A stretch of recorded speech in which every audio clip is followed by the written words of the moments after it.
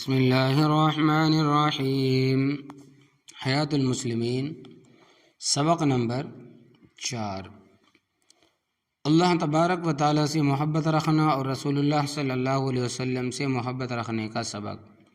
حدیث نمبر 1، حضرت انس رضی اللہ تعالیٰ عنہ سے روایت ہے کہ رسول اللہ صلی اللہ علیہ وسلم نے فرمایا کہ 3 چیزیں ایسی ہیں کہ وہ جو شخص میں ہوں گی اس کو ان کی وجہ سے ایمان کی حلاوت نصیب ہوگی۔ ایک وہ شخص جس کے نزدیک اللہ اور اس کا رسول صلی اللہ علیہ وسلم سب ما سوا سے زیادہ محبوب ہو، یعنی جتنی محبت اس کو اللہ اور رسول سے ہو اتنی کسی اور سے نہ ہو۔ اور ایک وہ شخص جس کو کسی بندے سے محبت ہو اور محض اللہ ہی کے لیے محبت ہو، یعنی کسی دنیاوی غرض سے نہ ہو، محض اس وجہ سے محبت ہو کہ وہ شخص اللہ والا ہے۔ اور ایک وہ شخص جس کو اللہ تبارک و تعالیٰ نے کفر سے بچا لیا ہو، خواہ پہلے ہی سے بچائے رکھا ہو، خواہ کفر سے توبہ کر لی اور بچ گیا، اور اس بچا لینے کے بعد وہ کفر کی طرف آنے کو اس قدر ناپسند کرتا ہے جیسے آگ میں ڈالے جانے کو ناپسند کرتا ہے۔ روایت کیا اس کو بخاری مسلم نے۔ نیز حضرت نمبر 2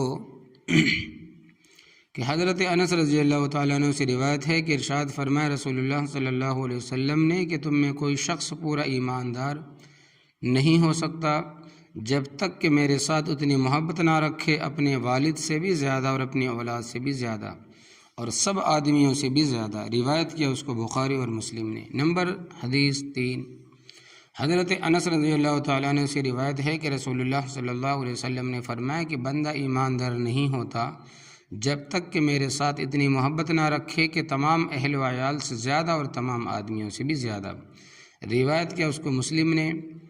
اور بخاری میں عبداللہ ابن حشام کی روایت سے بھی ہے کہ حضرت عمر رضی اللہ تعالیٰ عنہ نے عرض کیا ہے کہ اے رسول اللہ صلی اللہ علیہ وسلم، بے شک مجھ کو آپ کے ساتھ سب چیزوں سے زیادہ محبت ہے بجز اپنی جان کے، یعنی اپنی جان کے برابر آپ کی محبت معلوم نہیں ہوتی۔ آپ نے فرمایا کہ قسم ذات کی جس سے ہاتھ میں میری جان ہے، ایماندار نہ ہوگے جب تک میرے ساتھ اپنی جان سے بھی زیادہ محبت نہ رکھو گے۔ حضرت عمر نے عرض کیا کہ اب تو آپ کے ساتھ آپ اپنی جان سے بھی زیادہ محبت معلوم ہوتی ہے۔ آپ نے فرمایا کہ اب پورے ایماندار ہو اے عمر رضی اللہ تعالیٰ عنہ۔ اس بات کو آسانی کے ساتھ یوں سمجھو کہ حضرت عمر رضی اللہ تعالیٰ عنہ نے اول غور نہیں کیا تھا، یہ خیال کیا کہ اپنی تکلیف سے جتنا اثر ہوتا ہے دوسرے کی تکلیف سے اتنا اثر نہیں ہوتا، اس لیے اپنی جان زیادہ پیاری معلوم ہوئی۔ پھر سوچنے سے معلوم ہوا کہ اگر جان دینے کا موقع آ جائے تو یقینی بات ہے کہ رسول اللہ صلی اللہ علیہ وسلم کی جان بچانے کے لیے ہر مسلمان اپنی جان دینے کو تیار ہو جائے۔ اسی طرح آپ کے دین پر بھی جان دینے سے کبھی منہ نہ موڑے، تو اس طرح سے آپ جان سے بھی زیادہ پیارے ہوئے۔ حدیث نمبر 4، حضرت ابن عباس رضی اللہ تعالیٰ عنہ روایت ہے کہ رسول اللہ صلی اللہ علیہ وسلم نے فرمایا کہ اللہ تبارک و تعالیٰ سے محبت رکھو اس وجہ سے کہ وہ تم کو غذا میں اپنی نعمتیں دیتا ہے، اور مجھ سے یعنی رسول اللہ صلی اللہ علیہ وسلم محبت رکھو اس وجہ سے کہ اللہ تبارک و تعالیٰ کو مجھ سے محبت ہے۔ روایت کیا اس کو ترمذی نے۔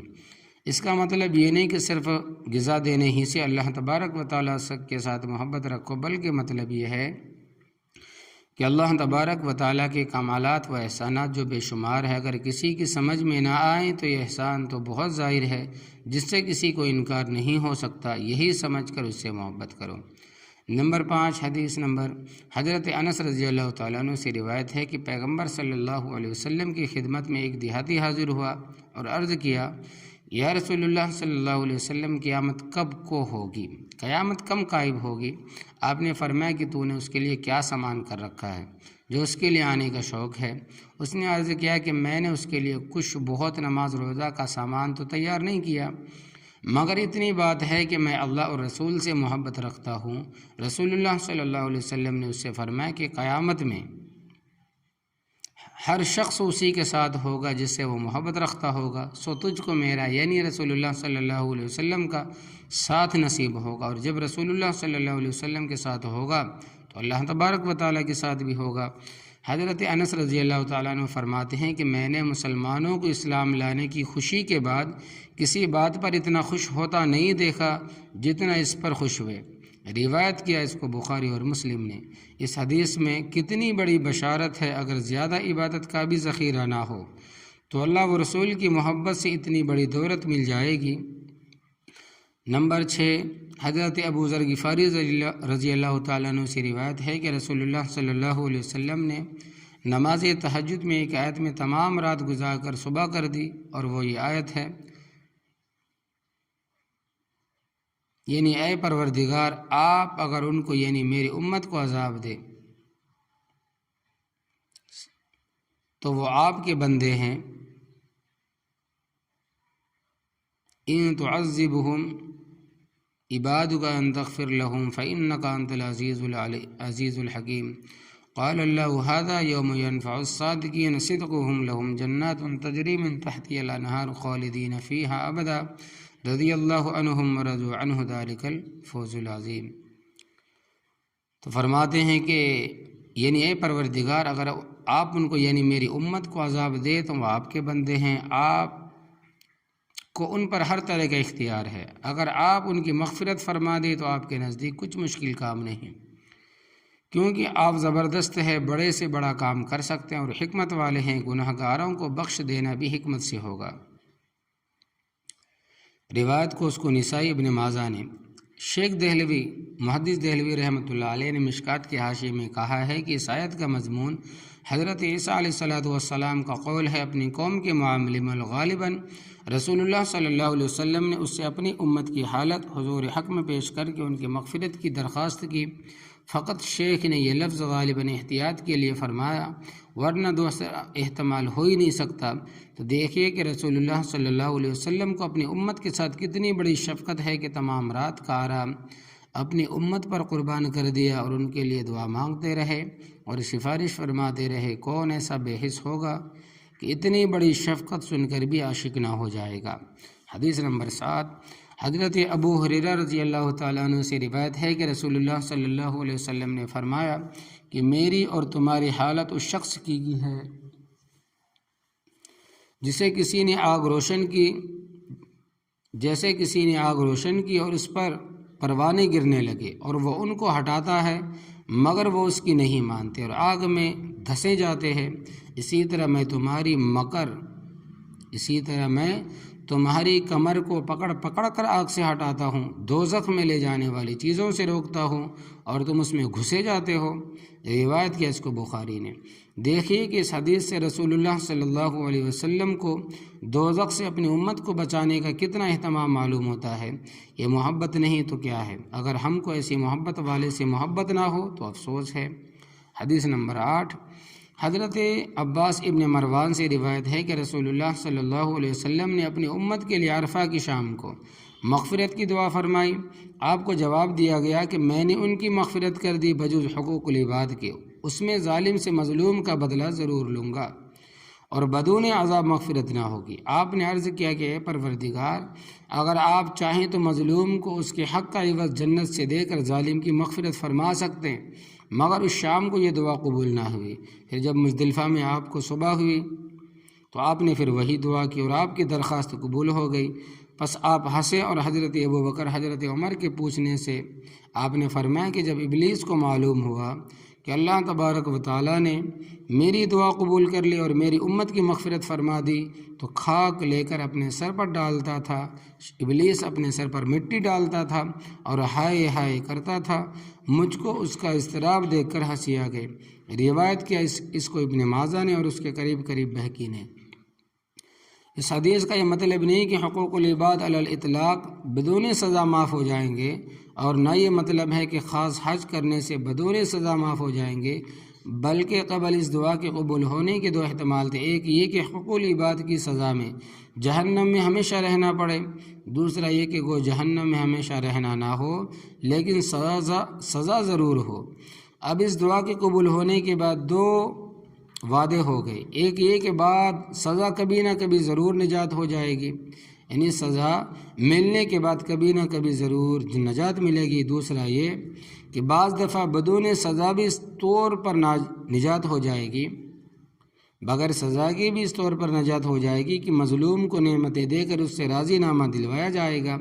غور کر کے دیکھو کہ آپ کو اس قانون کی منظوری لینے میں کس قدر فکر اور تکلیف ہوئی، کہ اب بھی دل میں آپ کی محبت کا جوش نہیں اٹھتا۔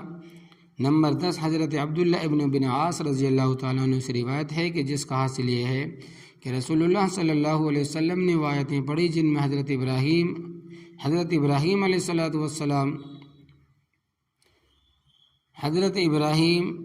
السلام سورہ ابراہیم آیت نمبر 36 اور حضرت عیسیٰ علیہ السلام سورۃ المائدہ آیت نمبر 118 کی دعائیں اپنی امت کے لیے مذکور ہے، اور دعا کے لیے اپنے دونوں ہاتھ اٹھائے اور عرض کیا کہ اے اللہ میری امت۔ حق تعالیٰ نے فرمایا جبرائیل محمد صلی اللہ علیہ وسلم کے پاس جاؤ اور یوں تو تمہارا پروردگار جانتا ہی ہے کہ ان سے پوچھو کہ آپ کے رونے کا سبب کیا ہے۔ انہوں نے آپ سے پوچھا، رسول اللہ صلی اللہ علیہ وسلم نے جو کچھ کہا تھا ان کو بتلایا۔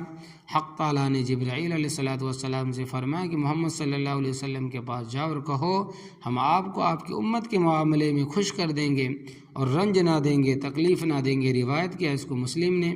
فائدہ، حضرت ابن عباس رضی اللہ تعالیٰ عنہ کا قول ہے کہ آپ تو کبھی بھی خوش نہ ہوں گے اگر آپ امت میں سے ایک آدمی بھی دوزخ میں رہے۔ اگر آپ کی امت میں سے ایک آدمی بھی دوزخ میں رہے تو آپ کبھی بھی خوش نہ ہوں گے۔ در منصور ابن الخطیب۔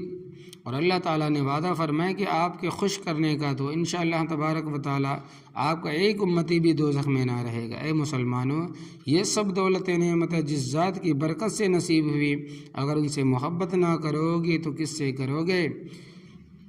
حدیث نمبر 10، حضرت عمر رضی اللہ تعالیٰ عنہ سے روایت ہے کہ ایک شخص تھا جس کا نام تھا عبداللہ اور لقب تھا حمار تھا۔ رسول اللہ صلی اللہ علیہ وسلم نے اس کو شراب نوشی میں سزا بھی دی تھی۔ ایک دفعہ پھر لایا گیا اور سزا کا حکم ہو کر سزا دی گئی۔ ایک شخص نے کہا کہ اللہ اس پر لعنت کر، کس کثرت سے اس کو لایا جاتا ہے۔ رسول اللہ صلی اللہ علیہ وسلم نے فرمایا کہ اس پر لعنت نہ کرو، واللہ میرا یہ علم ہے کہ یہ خدا رسول سے محبت رکھتا ہے۔ روایت کیا اس کو ابو داؤد نے۔ خدا و رسول صلی اللہ علیہ وسلم سے محبت رکھنے کی کتنی قدر فرمائی گئی کہ اتنا بڑا گناہ کرنے پر بھی اس پر لعنت کی اجازت نہیں دی گئی۔